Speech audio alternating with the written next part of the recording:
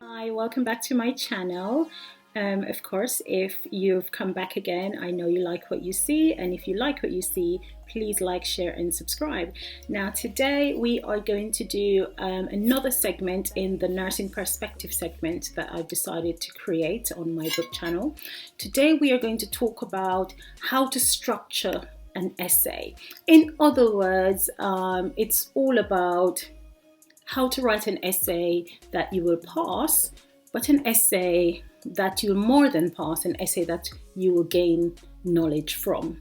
So we all know that essay writing is a key component in how academics are successful, but not only are how they're successful, it's about how they transfer information from one person to the next. So it's essential in any academic process that you write a really good essay. So now there's fundamental ways in which academics, and yes, if you're in university, you are an academic. So there's a fundamental way in which academics will structure their work, and they'll do this formally because it's a way of communicating, as I said. And it's just a way to bring your thoughts over onto paper that somebody else will read and give you a grade.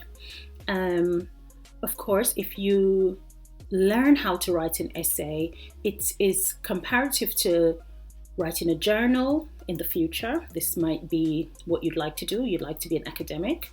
You like to work in academia, so you might want to learn how to structure things, because that will help you in your future nursing career to write journals, write short essays, write books. You know, the world's your oyster and you can do anything you want to do in this life. So when you're thinking of your essay, I've given you that background of what essay writing is about, because when you're thinking about your essay, I want you to think about more than passing your module. It's not about passing your module or your semester. It's about gaining knowledge, consolidating ideas. So let's put it this way. It's a gateway to develop into a super nurse, okay? Because without knowledge and ideas and consolidating them together, then there's no way to be a super nurse. So let's see how we're going to write this essay to gain this knowledge, because it's so important to gain knowledge, because we impart this on our patients, and then we impart it on our colleagues. And a nurse with a good solid foundation, because remember, essay is a way to gain knowledge, so a nurse with a good solid foundation will climb the career ladder more than a nurse with a rocky foundation. So we want you to have a good solid foundation, and one of the ways we do this is by testing your knowledge via essay. That means you go away, you read, you research, and you impart that knowledge on us. So let's see how I can turn you into a super nurse. Okay, enough of the introduction. Let's get into things. Now, before we get into how to write the essay, so important, how not to write an essay. The things not to do when you're writing an essay. So the major ways in which students go wrong when they're writing an essay is they don't plan ahead. So if you know your essay is due in on the 31st of January, you can't start writing on the 29th. It won't give you time to plan ahead. So please remember, plan ahead. Give yourself sufficient time to think. You know, give yourself sufficient time to do your research, to check your grammar, your spelling, all of those things. Give your time, sufficient time for others to probably look at your paper. Another thing is not reading the criteria for your essay. Very important to read the criteria. Every university will give you a criteria for your essay. You must read those criteria. You must read your learning outcomes, okay? Without that, you're not going to pass, because you don't know what the lecturer is expecting to see in your paper. If you're not aware of the aims and learning outcomes of your module, then you will be lacking in the quality information that we're looking for as a lecturer. So please remember to read your aims and learning outcomes, very important. Students often lose valuable marks by failing to structure their essay. So that's another thing that you're going to do. You need to make sure that you structure your essay in such a way that it flows with good grammar and it's concise and everything is said clearly and everything is said in the way that you want it to say. And if you're rushing, you won't be able to do that. So remember, structure, learning outcomes, learning aims are very important. So we ask ourselves, how do you structure academic writing? What is the best format for my essay? Well, when you're thinking of an essay, 3 things come to mind. There's 3 rules. You have an introduction, you have the body, the main body of the essay, and you conclude. So that's the rule of 3. So the rule of 3 is an introduction, the main body, and then the conclusion, okay? The actual number of paragraphs in the main body of the text depends on your topic, depends on the discipline you're in, and it depends on the number of words that is required. So in a 2,000-word essay, you're going to write an introduction of about 250 words, 200 to 250 words. So it's crucial to outline how you want to write this essay. So there we come again to planning ahead. Okay, so introduction. The introduction is where you say what you are going to say. Say what you're going to say in your essay. So that's what, when you think of introduction, this is the place where you tell the reader, this is what I'm going to talk about. So hence, say what you're going to say. Think of an introduction as a snapshot to the whole essay. The marker should know the essay subject and you intend to prove or disprove it. Just from reading the essay introduction, they should be able to tell what the essay will be about. It makes no sense to have an introduction that doesn't highlight your point. Why are you writing this essay? What is this essay about? What points do you want to put across? So start by introducing the topic. Make it a general statement. Make it a blanket statement that will cover the whole essay. So for instance, you might say, asthma is a chronic long-term condition that affects, and you go on to write. And that is a statement that is very general. And I assure you, many people will say that, but it doesn't matter. What you're doing is you're introducing your topic. Now, this should address the essay topic. Please remember that if you don't address your essay topic in the introduction, then the lecturer won't know what to expect in the main body. So your introduction should have about 10% of your word count, as I said, and in a 2,000-word essay, that's about 200 words or 250 words. It should also explain the context of the aim of the essay. So go into the aim of your essay. You might say, this essay will talk about a 5-year-old I met on such a ward who had asthma or who had diabetes, and the scenario, and you just start talking from there. So you're giving the context to the essay.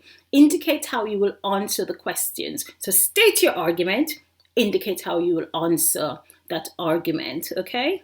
Then you ask yourself, does this introduction tell you what the topic of the essay is? Does it tell you what the point of the essay is?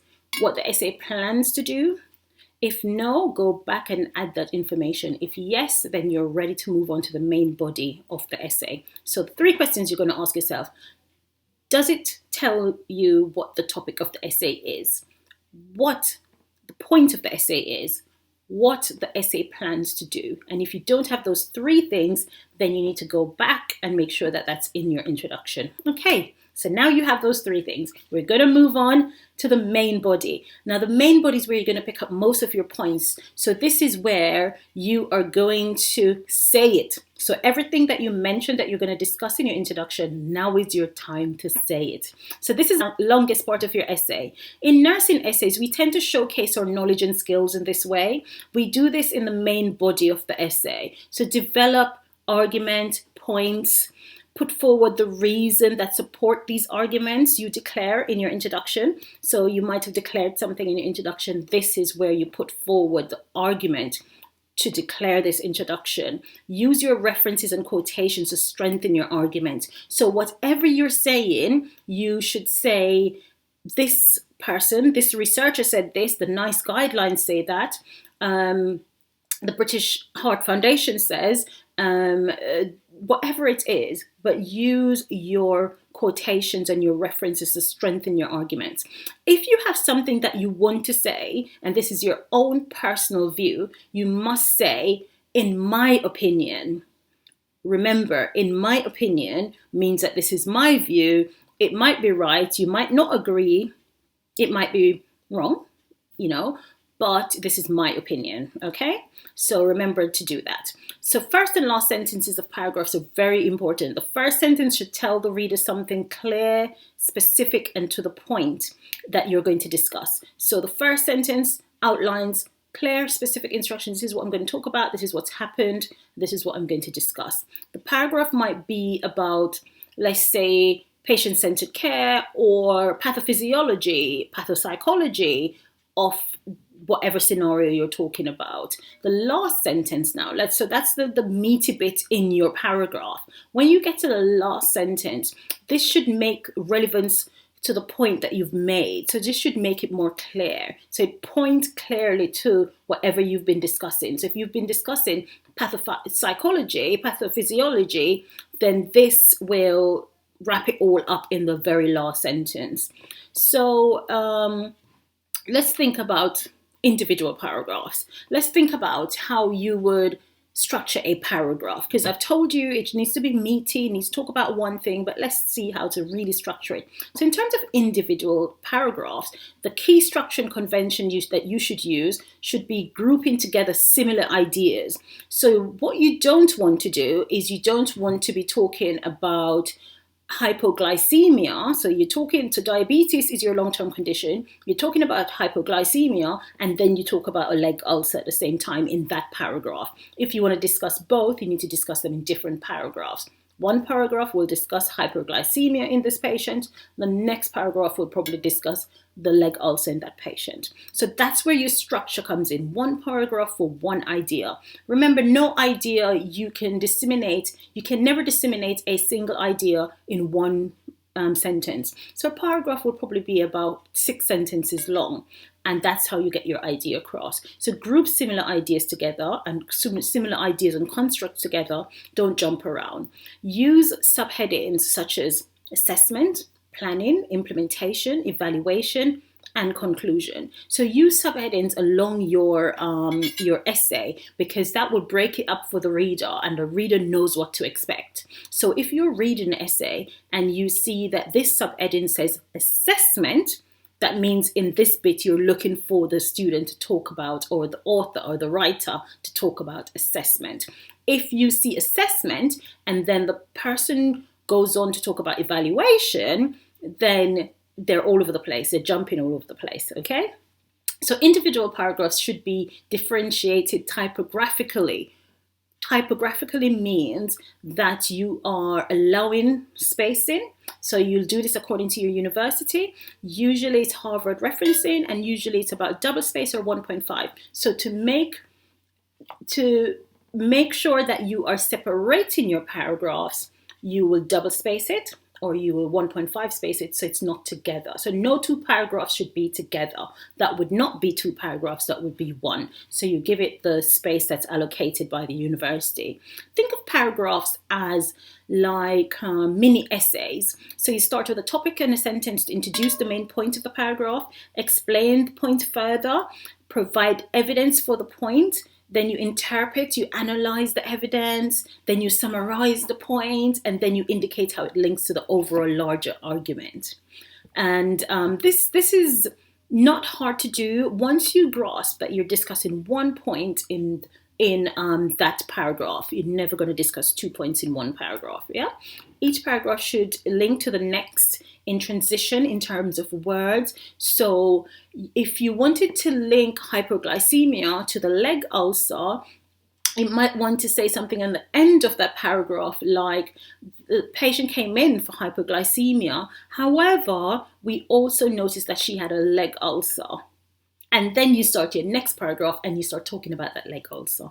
So that's how you do a transition. So you transition words and phrases. So you will say something like alternatively, consequently, as a result of, furthermore, whilst, therefore. So these are transitioning words that you can use to move from one thing to the next when you're trying to discuss one thing, or when you want to put a reference in, you could say something like, furthermore, Brown et al. Says, and you state what Brown et al. Says. So this is how you transition into other things. You could, one paragraph to talk about a psychological effect. So you might want to lead into that, and you might want to lead into that paragraph by talking about something like patient-centered care, or you might want to talk about the MDT in helping the patient to cope with disease and illnesses. So remember that not because you're discussing one topic doesn't mean that you won't discuss other things with it.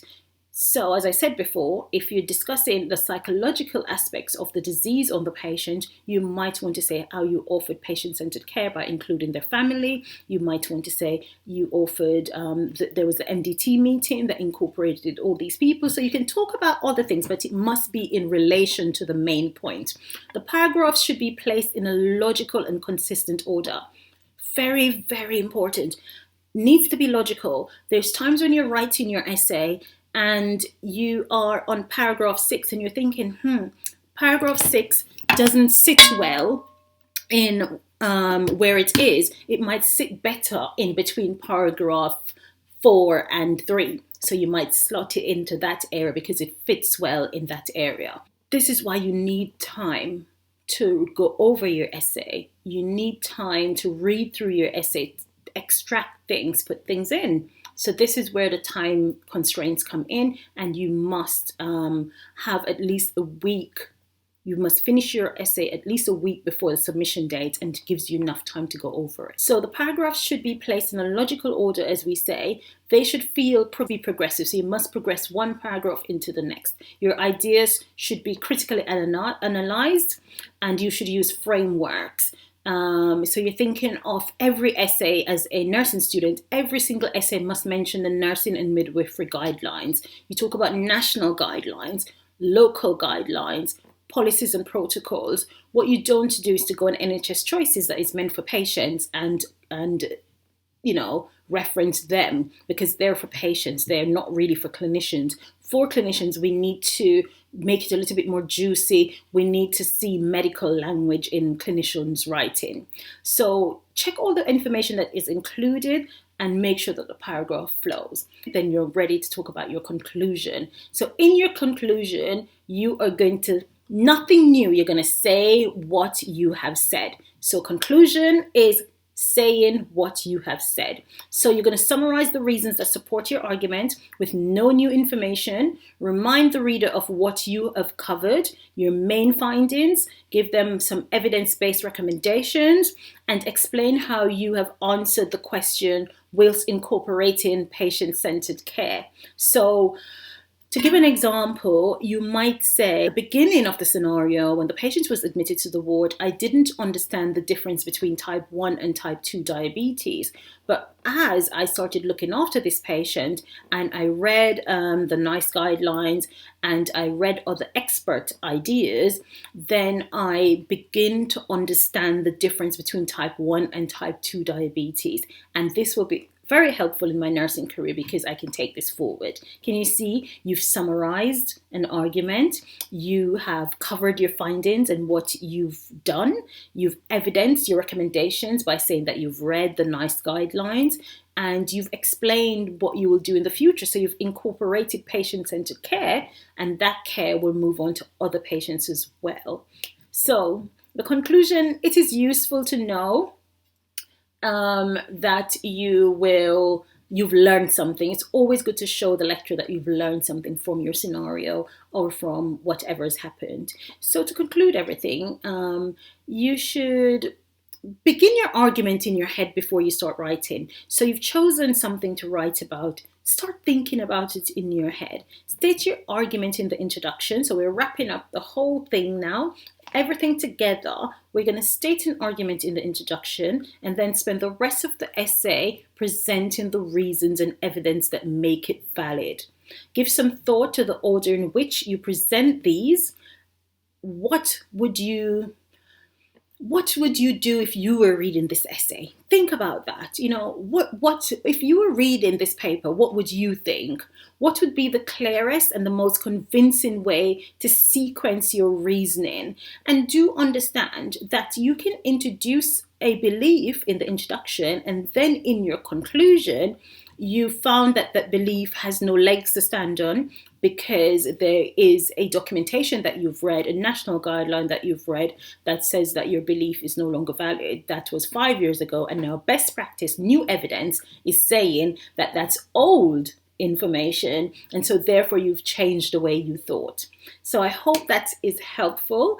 I hope that you've gained something from this. So remember, in structuring an essay, my top tip, I've got one top tip for structuring any essay, is that you allocate yourself enough time to do so, because you will need to do your research and gather your evidence together. Now, thanks for watching. If you enjoyed this video, like, share, and subscribe, and share it with other students that might find it helpful. Or if you're not a student, you might share it with your children that might find it helpful. And it's not only for nurses, it's for anyone who is writing essays and papers. So thanks again, like, share, and subscribe.